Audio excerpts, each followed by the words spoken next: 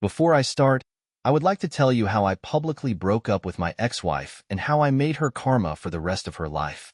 She didn't have enough space in her marriage with me, so she found a replacement in 3 men. And you will hear how I did it in my story. My name's Ethan Carter. When all of this took place, I was 27 years old, married for just over 2 years. I met Rachel Davis not long after I got out of the military, and let me tell you, it was one of those moments that just sticks with you. I was at a bookstore, flipping through some novels by my favorite authors, trying to decide which one I wanted to take home. Out of nowhere, she appeared. Her voice was light but carried a quiet confidence. "Excuse me," she said with a soft smile. "You look like you know your way around books.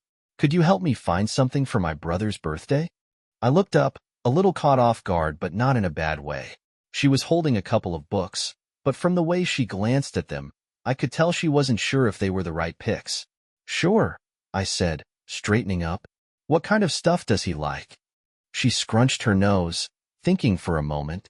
"He's into action and thrillers, maybe a little sci-fi, but nothing too complicated. He just likes a story that keeps him hooked." I smiled, feeling like I could actually be useful. "I've got a few ideas. Let's see." I gestured toward a nearby shelf. "If he likes action, Lee Child's Jack Reacher series is a solid choice. Fast-paced, good suspense. And for sci-fi that's not too heavy, The Martian by Andy Weir is fantastic. It's got humor, suspense, and it's really easy to get into." She nodded, clearly interested. "Jack Reacher, huh? I think I've heard of that one." She pulled a book from the shelf, then glanced at another. "The Martian. Oh, I saw the movie." I grinned. "The book's better."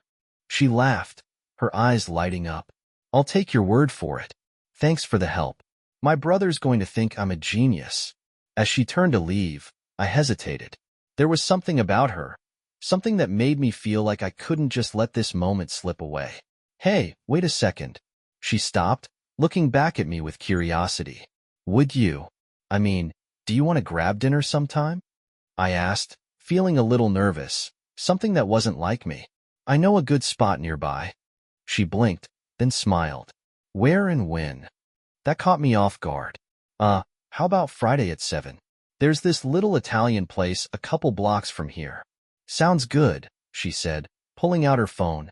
"Here, put your number in and text me the details."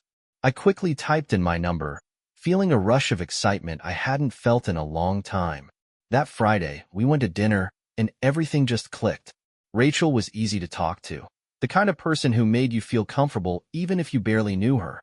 By the time the appetizers hit the table, it was like we'd known each other for years. "So, Ethan," she said, twirling some pasta around her fork, "what made you ask me out at a bookstore of all places?" I chuckled, a little embarrassed. "Honestly, you just seemed different, confident, but not in a way that was intimidating. And you weren't afraid to just start a conversation with a total stranger. That's rare these days." She laughed, setting her fork down. "Well, I figured it was worth a shot.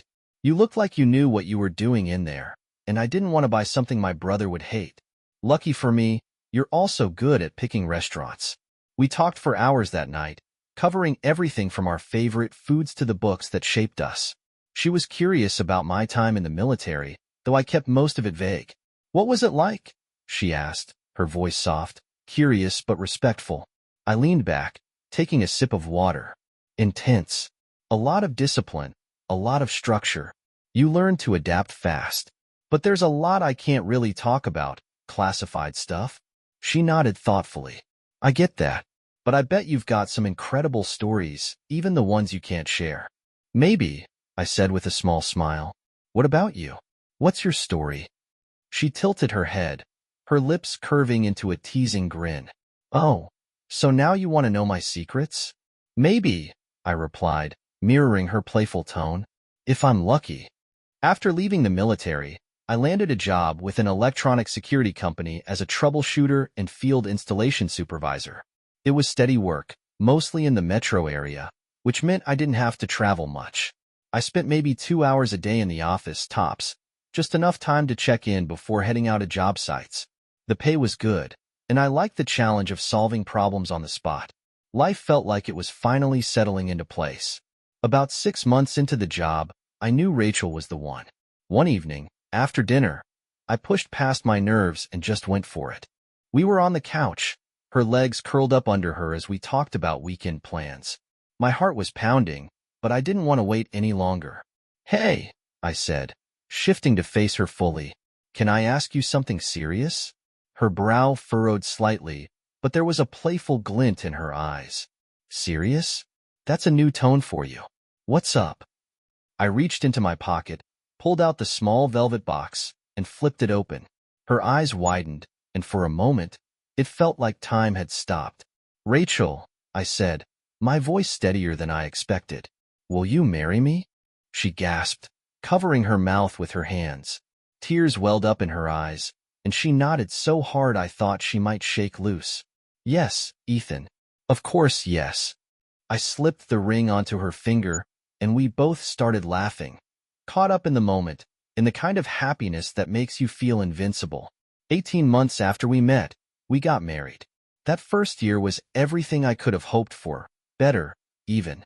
Work was consistent, the intimacy was incredible, and our conversations flowed so effortlessly that hours felt like minutes.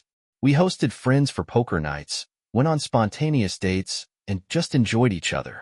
But then, things started to change. At first, I didn't think much of it. Like a lot of guys, I figured it was just life getting busy, the routine settling in. But after a while, it became impossible to ignore. Rachel wasn't herself anymore. That spark she used to have at home? It was fading. One evening, I walked in after work and found her curled up on the couch, scrolling mindlessly through her phone. I set my bag down by the door. "Hey, how was your day?" I asked, keeping my tone light. She didn't even look up, just shrugged. It was fine. Normally, she'd throw the question right back at me, excited to hear about whatever strange issue I'd solved at work that day. But this time, nothing. "You okay?" I pressed, sitting down beside her. "Yeah, just tired." That became her go-to response for everything. And it wasn't just our conversations that changed, our intimacy did too. What used to be passionate and spontaneous turned into something mechanical, like we were just going through the motions. I tried to ignore it, hoping it was just a phase. But the signs kept stacking up. "How about a date night this weekend?" I suggested one Friday evening while we were cleaning up after dinner. She shook her head. "Not in the mood." "Okay, what about next week? We could have the crew over for cards." She wrinkled her nose. "Doesn't sound like fun. Even a simple movie night at home got shot down." "I'm not feeling well," she'd say. But Tuesday nights with the girls? Those were never canceled. To be fair, she never complained when I hung out with my buddies or spent a weekend fishing. But something felt off. Then, one day, I got home earlier than usual. The house was quiet, except for the sound of Rachel's voice coming from the kitchen. She was on the phone with her sister, talking casually, but there was a sharp edge to her tone. I wasn't trying to eavesdrop, but then I heard something that stopped me cold. "Ethan just doesn't cut it anymore. There's no fun in life anymore. He's just boring. I need more excitement." My stomach dropped. For a moment, I just stood there, frozen, my mind scrambling to make sense of what I'd just heard. Then, as if she could feel my presence, Rachel looked up and saw me standing in the doorway. Her face drained of color, then flushed deep red. I've got to go," she said quickly into the phone. "Talk later." She hung up, her hand gripping the edge of the counter. I took a slow breath, trying to keep my voice steady. Rachel talk about this excitement problem?" Her mouth opened, but no words came out. I let out a bitter chuckle, shaking my head. "Funny, isn't it? You can tell your sister what's wrong with our marriage, but not me?" Her lower lip trembled. "I didn't mean for you to hear that," she whispered, tears already pooling in her eyes. "Yeah," I muttered. "I gathered that much." She started to say something else but stopped short, a choked sob escaping her throat before she turned and bolted out of the room.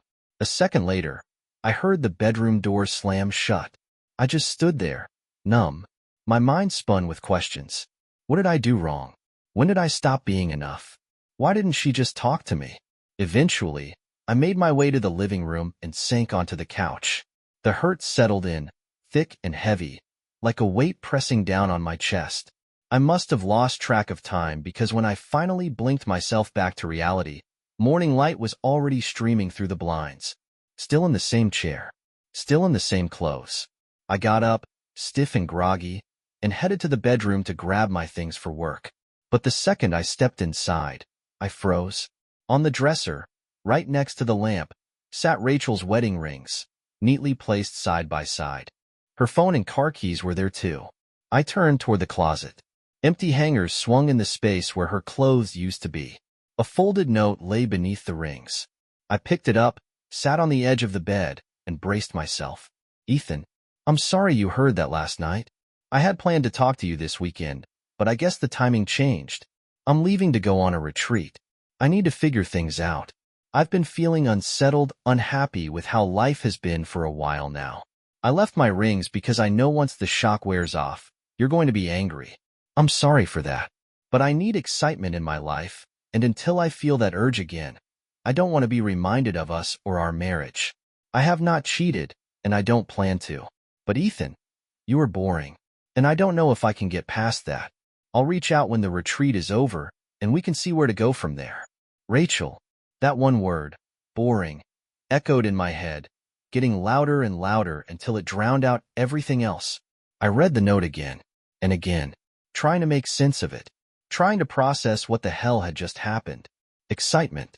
That's what she wanted. A bitter laugh slipped out before I could stop it. So I'm boring, huh? I muttered to myself. Guess that's worse than being cheated on. I carefully folded the note and set it back on the dresser with her rings. Then I picked up my phone and called work. Hey, it's Ethan, I said, my voice rough. I'm taking a personal day. After hanging up, I sat back down on the bed, staring at the empty space she left behind. I knew I had to stay focused. If I let the emotions take over, I'd lose control. So I did what I always did when things got tough. I made a plan. Step by step, I went down the list, treating it like just another job that needed to get done. First, I changed banks. I wasn't about to leave anything to chance. I pulled my money, closed our joint accounts, and opened new ones at a bank I knew Rachel didn't use. At least I wouldn't have to worry about her draining the accounts. Not that I trusted her enough to even ask. Next, I locked her out of the profit-sharing and retirement accounts. No way was I giving her the chance to touch anything. I didn't care what the future looked like anymore. I just knew she wasn't going to take any part of mine. Done with that part, I muttered under my breath. At least I was protecting what was mine. Then I paid off the credit cards. The last 6 months of statements didn't show anything unusual, but I wasn't taking any chances. One step at a time. That was the only way forward. I settled every last debt, cleared all outstanding balances, and then made the call to cancel the credit cards. There was something oddly gratifying about shutting down every financial avenue she could use against me. If she thought I was going to keep bankrolling her life, she had another thing coming. Next on the list was the apartment. I called up the landlord and terminated the lease. No way was I going to keep paying for a place she could use as a backdrop for whatever new lie she was spinning. By the time I reached for the phone again, a cold fury had settled in. No hesitation. I took both our phones straight to the store. I knew exactly what needed to be done. Cut all possible means of communication. I picked up a prepaid track phone and a bare-bones plan. Something difficult to trace. It wasn't about avoiding her. I had no desire to hear her voice again. No, this was about control. She wasn't going to have easy access to me anymore. Then came the part one wasn't looking forward to, but I knew I had to do it. I took everything straight to Ryan, the guy at work who did cybersecurity as a side hustle. I handed him Rachel's laptop and set both of our phones on his desk. Ryan, I need you to go through these, I said, keeping my tone even. Make sure there's nothing hidden, no surprises. If you find anything, you let me know. Ryan shot me a look, the kind that said he knew something wasn't right but wasn't going to press. Got it, he said, nodding. I'll give them a solid once-over. Get back to you in a couple of days. I wasn't expecting anything earth-shattering, but I had to be thorough. If Rachel had been keeping secrets, I wanted every single one of them exposed. I wasn't leaving anything to chance. I needed the full picture, no matter how ugly. After that, the most tedious part of the entire ordeal, setting up my new life. I found myself a small apartment on the other side of town. Staying in the house wasn't an option, not after everything. The new place was simple, just enough to get by. No frills, nothing that felt permanent. It was a fresh start, though I wasn't quite ready to let myself acknowledge that just yet. Once I'd settled in, I realized I hadn't even bothered to install a landline. That was intentional. No easy way for anyone to track me down. The only way to reach me now was through the prepaid phone I just activated. If someone needed to talk to me, they were going to have to work for it. And right now, I wasn't giving anyone that satisfaction. The investigator came highly recommended by Ryan, and I had no reason to doubt his judgment. The guy was sharp, calm, meticulous, and not the type to be easily rattled. I handed him a list of email addresses and phone numbers I'd pulled from the devices Ryan had combed through. If Rachel's been hiding something, I want it brought to light, I told him. I need to know exactly what she's been up to behind my back. As I waited for him to report back, I turned my attention to the next step, one I wasn't particularly eager to take, but it had to be done. I picked up my phone and dialed Rachel's sister, Emily. She wasn't my first choice, but in this mess, she was the only reliable way to get a message through. Hello. Emily's voice was guarded, like she already knew something was wrong. Emily, it's Ethan, I said, keeping my voice steady. Listen, I don't know if Rachel's mentioned anything to you yet, but I've made some changes. If she ever decides to figure herself out, she can try to find me. I paused for a moment, letting the words settle. My voice was calm, detached, just like every step I'd taken so far. I've made it clear to our security team that she's no longer allowed on company property. The switchboard has been informed as well. If she tries calling, they'll tell her exactly what I've done. There was a stretch of silence on the other end. Emily wasn't surprised, not really. If I had to guess, she'd seen the warning signs long before I did. What steps? She asked, her voice careful but edged with something sharp. Like she was bracing herself. All of them, I answered flatly. She has no access to me anymore. I'm done. It's over. And she needs to understand that. I heard her sharp intake of breath, then a long sigh. I'll tell her what I can, she said eventually, her tone cautious. But Ethan, I don't know if she'll listen. Just pass the message along, I cut in. She needs to understand exactly where I stand. I'm not giving her any more chances to play games. And if I find out she's been cheating, well, let's just say she's going to have to make peace with herself. I let that sink in, waiting for a response. The silence stretched, and I imagined Emily was trying to process what I just said. Please tell her before she finds herself divorced, I added, my voice cold and final. Emily exhaled slowly. All right, Ethan, she said, softer now. Maybe sympathy, maybe just resignation. I'll tell her. But this whole thing is a mess. I hope you know what you're doing. I hung up before she could say anything else. There was nothing left to discuss. It was done. If Rachel ever decided to come looking for me, fine. But until then, she was a stranger, and I wasn't making the first move. She didn't waste any time. The next day, I was at my desk when the call came through. It was from work. Her number flashed on the screen, and I knew exactly what she was doing, trying to push her way back in. I let it ring. A few minutes later, a message from security popped up. She'd shown up at the front gates, demanding to be let in. The guards had shut her down, standing firm. She wasn't getting past them, at least not on company property. But I knew this was just the beginning. That evening, as I headed to my car, ready to call it a day, I spotted her. Rachel, standing in the parking lot, waiting for me. Ethan, she called, rushing toward me. I didn't slow down, didn't even acknowledge her. Security had already been briefed. They were on high alert. She kept coming, but the guards were quicker. They blocked her path, standing firm. She tried again, but they weren't having it. I got in my car and drove away, my pulse steady, my decision unchanged. I wasn't afraid. I was just done. Done with the drama, done with the lies, done with the games. I wasn't playing anymore. Over the next few days, things only escalated. My phone rang constantly. This time, it was my parents. Rachel had reached out to them, practically begging them to talk to me, to convince me to let her back in. One afternoon, I finally called them back, frustration already simmering under the surface. I can't talk to her, I said, my voice tight with exhaustion. I hesitated, searching for the right words. I'm trying to figure out how to not be boring. I'm trying to find myself, whatever this is. I let the sentence hang. On the other end, my mother's voice came through, softer than usual. Ethan, this is hard for both of you. I don't care, I snapped, the anger spilling over.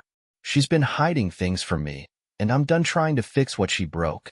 They didn't argue. They either understood, or they just knew better than to push me any further. Then things got weirder. The following week, I started noticing something that made my skin crawl. I was being followed. At first, I brushed it off, but it kept happening.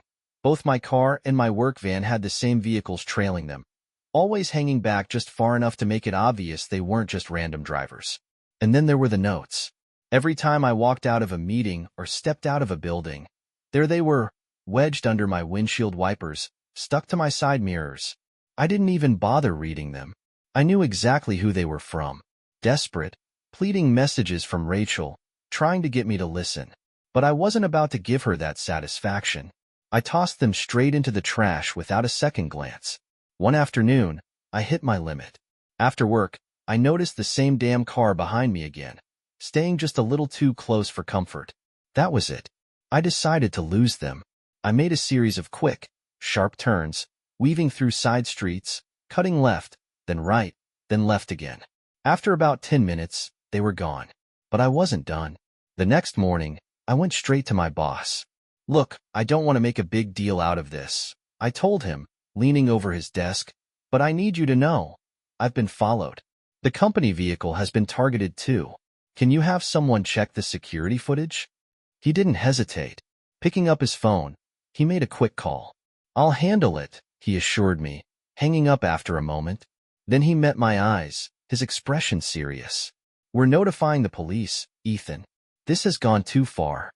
A few days later, the cops came by to take my statement. I laid everything out for them. The following, the notes, the relentless calls. The officer in charge listened carefully, flipping through his notes before giving me a level look. We've warned her to cease and desist, he said, his tone firm. At this point, it's considered stalking. Hearing that hit harder than I expected. It wasn't just me feeling paranoid. This was real. And it wasn't just my life that was spiraling. Rachel was completely unraveling. Then, just when I thought I had braced myself for the worst, the investigator called. Ethan, he began, his voice carrying that weight of bad news. The retreat wasn't just a retreat. It was a team-building event for Rachel's company, but it wasn't as innocent as it seemed. My grip on the phone tightened. The exercise lasted one workday, he continued, but Rachel and 3 unmarried male coworkers stayed behind for 3 extra nights. They shared a suite. I clenched my jaw, forcing myself to stay calm, but it felt like another knife to the gut. And here's the kicker, he added. They billed the company for the extra nights. That's not standard, especially for personal stays. His voice was flat, professional, but I could tell he knew exactly what this meant. I've got the names of the men involved, too. A bitter knot twisted in my stomach. The names. That was it. I thanked him, transferred his payment, and hung up. I wasn't sure what I was going to do with the information just yet, but that hardly mattered. It was the confirmation I needed. The proof of everything I had suspected, and then some. It was time to bring in real muscle. I picked up my phone and called an old fishing buddy of mine. The guy had been through hell during his divorce, and I knew he'd hired a lawyer who didn't just play the game. He dominated it. A quick conversation later, I had the lawyer's name. I dialed the number and set up an appointment for the next afternoon. I was getting my ducks in a row, and nothing was going to knock me off track. Then came the next curveball. That evening, I was sitting in my living room, lost in my thoughts, when my phone rang. The number was unfamiliar. Thinking it might be work-related, I answered. The moment I heard the voice on the other end, my blood ran cold. Ethan, it's me, Rachel. I didn't let her finish. I hung up immediately, my heart pounding. Then, without a second thought, I tossed the phone straight into the trash. I didn't care about losing contacts, didn't care about anything except cutting off her access to me for good. I grabbed my keys, drove straight to Walmart, picked up another prepaid phone, and set it up. No more chances. No more loopholes. The next morning at work, I found out that someone had leaked my new number to Rachel. I wasn't about to let that slide. I stormed straight into HR, not bothering to lower my voice. Who gave Rachel my number? They stammered, scrambling for an answer, but I wasn't in the mood for excuses. You're responsible for company security, and now my personal life has been dragged into it. My tone left no room for argument.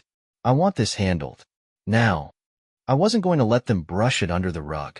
To make sure they got the message, I demanded a company phone strictly for work calls. A small change, but it set the tone. My personal life was mine, and work was not going to be a backdoor for Rachel to sneak through.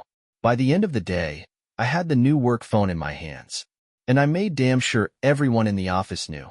My personal number was off limits. I wasn't giving it out.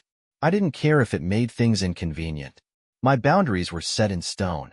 That afternoon, I sat across from the lawyer, feeling sharper, more focused than I had in weeks. She was no nonsense, sharp as a knife, and as she walked me through my options, I felt the weight of control shifting back into my hands. If you can prove adultery, she said, her voice steady, you'll be off the hook for spousal support, alimony, as most people call it. And from what you've told me so far, we have a strong case. I leaned forward. I've got more, I told her. There's the retreat. I've got all the names, all the details from the investigator, I said, my voice steady. If I can prove the company didn't enforce its own policies, that could be another angle, right? My lawyer gave a small nod, lips curving into a tight smile. Exactly. But the proof has to be solid. The investigator's findings on the retreat will be key. If we can show the company was negligent in allowing this, it'll make a huge impact. I stood up, feeling a renewed sense of purpose. I'll take care of it.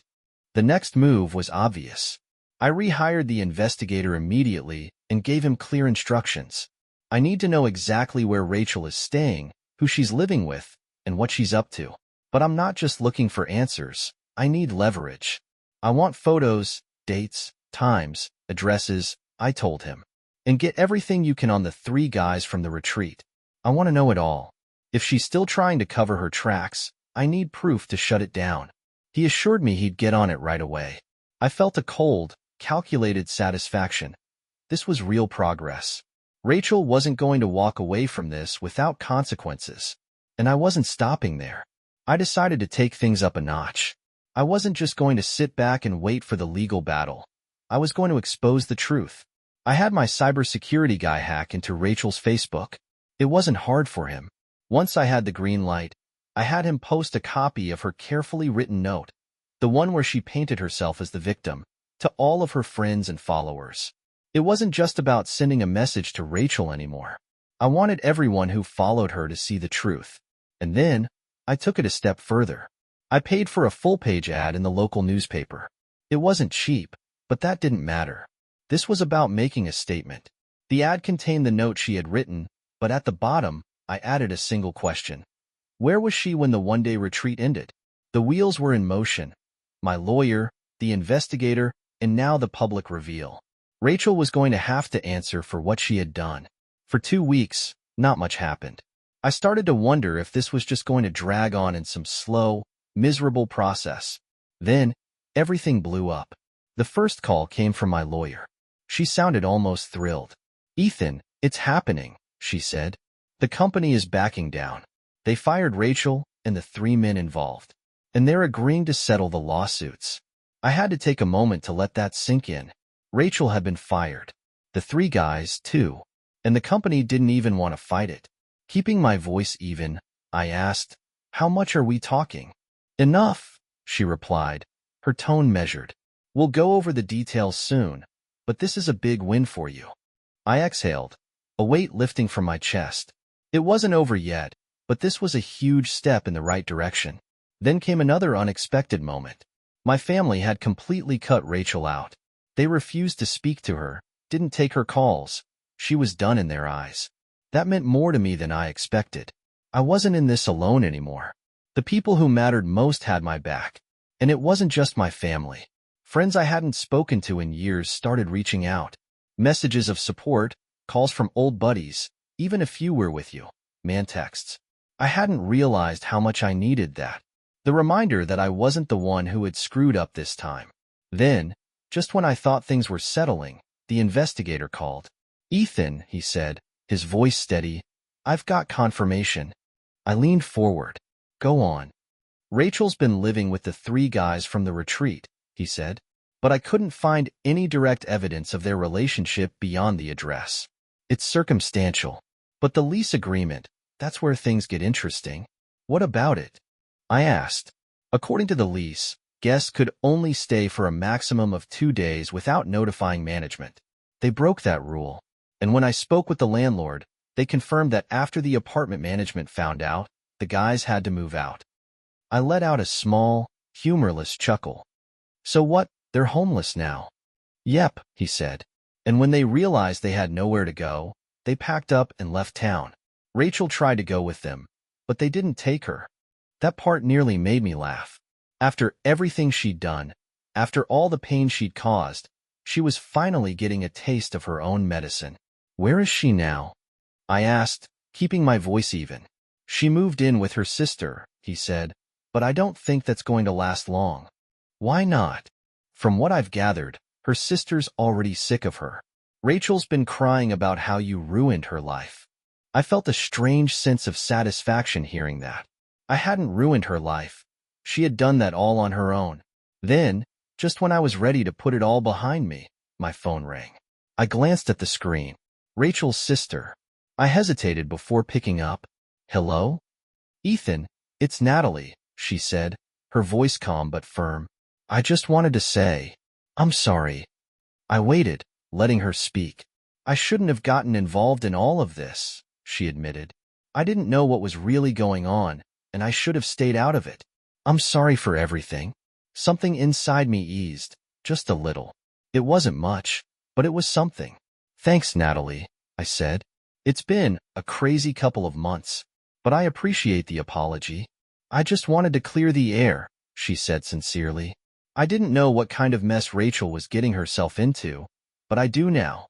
And I'm sorry I let her drag me into it. I had done everything I could to get the truth out. Now, it was time to let Rachel face the consequences of her own actions." Before anything else, I called my lawyer to make sure everything was in order.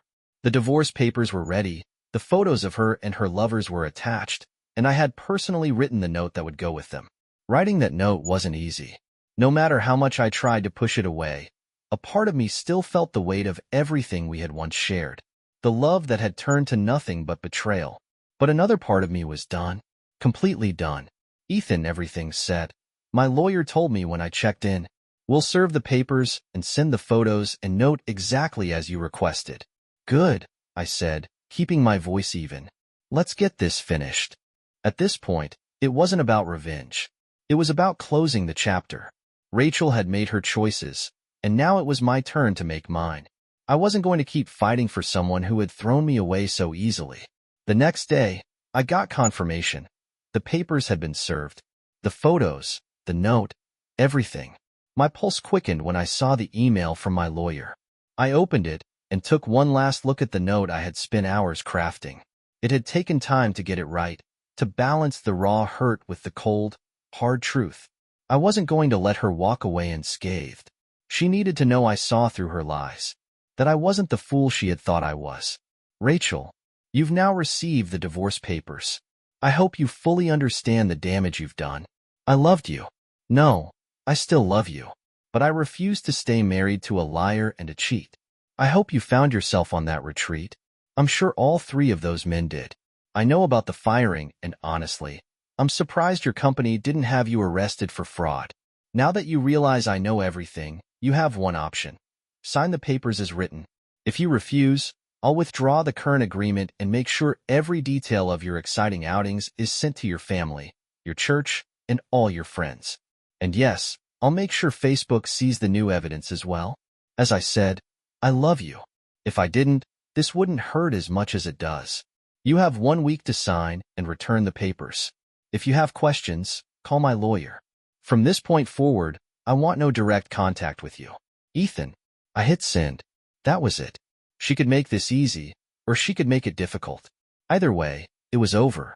I put my phone down, exhaled, and waited for nothing. No more wondering if she would reach out. No more waiting to see if she would try to fix what was broken. I was done.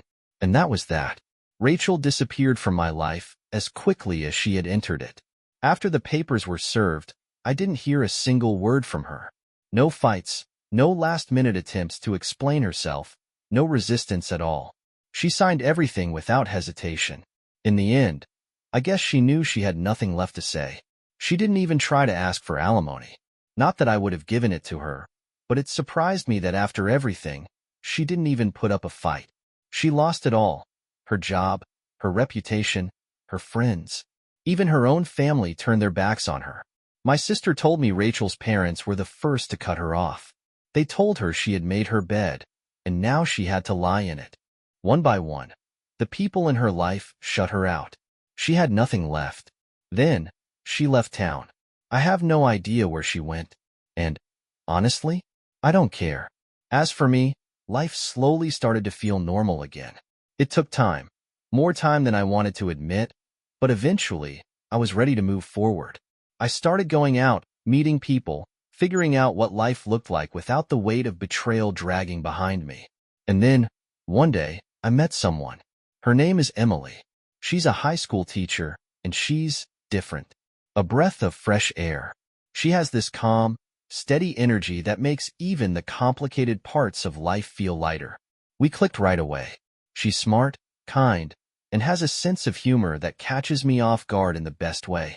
Our first date lasted for hours. We talked about our jobs, our students, even the dumb little things, like how we both love hiking but somehow have never been on the same trails. It was easy. Easier than I ever expected it to be. It's funny how life works. How you can go through something so heavy, so painful, and then, just like that, you meet someone who makes you feel like there's still something good ahead. I wasn't expecting this. I had convinced myself I was done with relationships, done with trust. But Emily made me realize something. Love wasn't the problem. The problem was who I had given it to. I'm not rushing anything this time. We're taking it slow, enjoying each other's company, and seeing where it goes. But for the first time in a long time, I feel like I'm actually living again, not just surviving. Looking back, it almost feels like a different life, the one where Rachel was a part of my world. Sometimes, I'll hear a song that reminds me of those days, and yeah, it still stings a little, but it's just a flash, a reminder of a chapter that's closed. And now, I'm writing a new one, with someone who actually sees me. I'm not looking back anymore. Dear listeners, please share your thoughts in the comments. And don't forget to subscribe to our channel. See you soon.